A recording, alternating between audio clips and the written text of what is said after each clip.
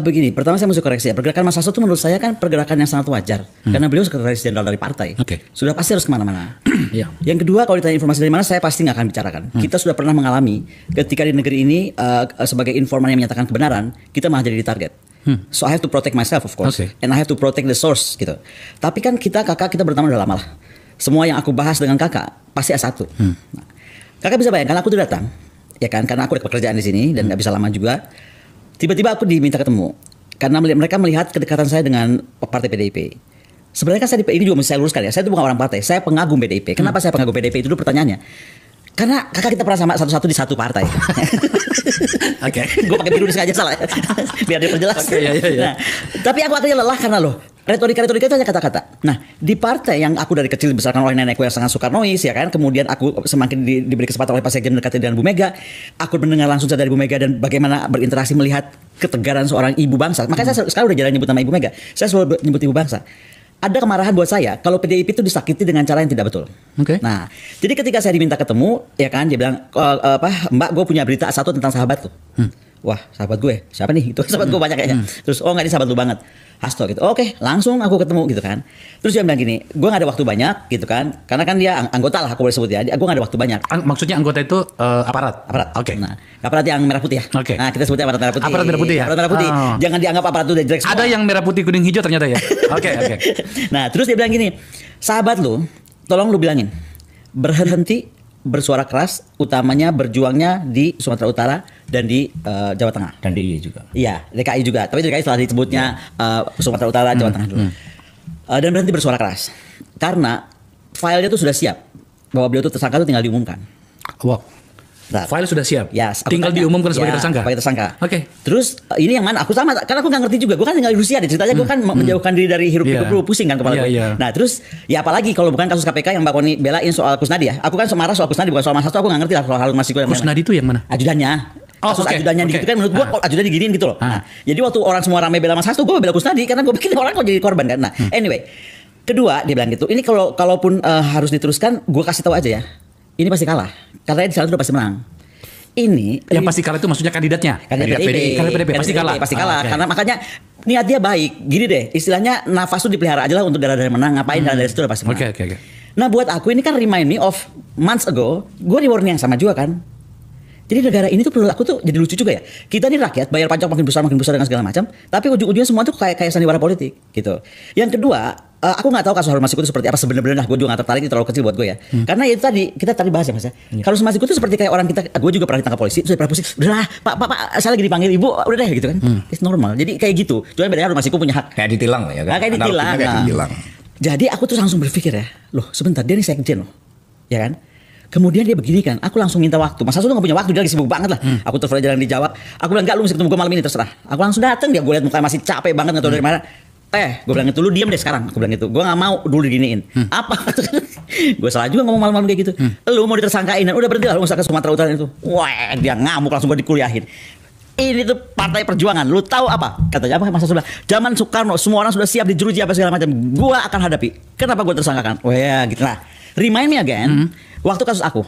Nah, kita ngomongin kasus hukum gue ya, boleh sedikit ya. Kan gue juga dipanggil polisi, walaupun terus hilang.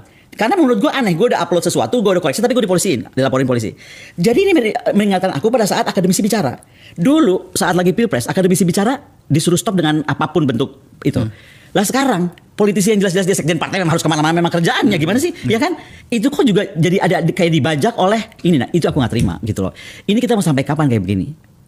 Ya teman-teman, ya Hasto Kristianto selaku Sekjen PDI Perjuangan telah resmi ditetapkan sebagai tersangka dalam kasus korupsi Harun Masiku. Nah, teman-teman, banyak tanggapan-tanggapan di dalam hal ini. Selaku PDI Perjuangan juga buka suara setelah Hasto ditetapkan sebagai tersangka oleh KPK, dan mereka menyoroti banyak hal. Ya, salah satunya tentang Hasto mengkritik atau menyampaikan sesuatu kritikan-kritikan selama ini dengan pedas. Kemudian mereka juga mengungkit bagaimana pernyataan Megawati bahwa ke depan PDI Perjuangan akan diobok-obok, diawut-awut atau diacak-acak oleh pihak tertentu. Dah, kita tidak tahu siapa pihak tertentu. Ya, silakan memberikan komentar Anda, teman-teman. Nah, kemudian ya, mereka menyoroti banyak hal di dalam hal ini, dan tentu ya Hasto Kristianto sekarang ya sudah jadi tersangka, dan banyak hal yang lain yang dipertanyakan, seperti yang dipertanyakan oleh juga Adi Prayitno, bahwa dia mempertanyakan bagaimana apakah benar-benar KPK berantas korupsi atau hanya politisasi saja. Oke, dalam hal ini di sini dikatakan bahwa ya Novel Baswedan sebut Hasto Kristianto sudah diusulkan jadi tersangka sejak 2020, tapi ditolak pimpinan KPK. Nah, ternyata teman-teman, kata Novel Baswedan ini bahwa Hasto ini ya sudah diusulkan jadi tersangka dari sejak 2020 yang lalu, dan ini ditolak pada saat itu KPK. Nah, kita lihat ya kenapa sampai KPK menolak ya dari kasus ini, teman-teman. Ya tentu ya KPK juga punya bukti di dalam hal itu, KPK yang lama maksudnya. Ya, kenapa dia menolak hal itu? Nah, ternyata di KPK yang baru ini ya akan menetapkan Hasto sebagai tersangka. Jadi sangat berbanding ya, berbanding terbalik. Yang dulunya menolak Hasto jadi tersangka, yang sekarang itu ya Hasto dijadikan tersangka. Nah, Komisi Pemberantasan Korupsi KPK menetapkan Sekretaris Jenderal Partai Demokrasi Indonesia Perjuangan atau Sekjen PDIP Hasto Kristianto sebagai tersangka kasus dugaan suap. Ini kasus dugaan suap, teman-teman, dan menurut informasi bahwa tidak ada kerugian negara di sini. Nah, makanya netizen itu ya meminta KPK supaya lebih fokus di dalam memberantas korupsi yang sudah merugikan uang negara. Nah, dalam konferensi pers di Gedung Merah Putih KPK Jakarta Selasa 24 Desember 2024, KPK menetapkan Hasto sebagai tersangka dugaan suap terhadap ex-komisioner Komisi Pemilihan Umum KPU Wahyu Setiawan. Nah, ternyata bahwa karena ada dugaan suap ya tentang ya ex-komisioner ya Komisi Pemilihan Umum KPU Wahyu Setiawan pada tahun itu.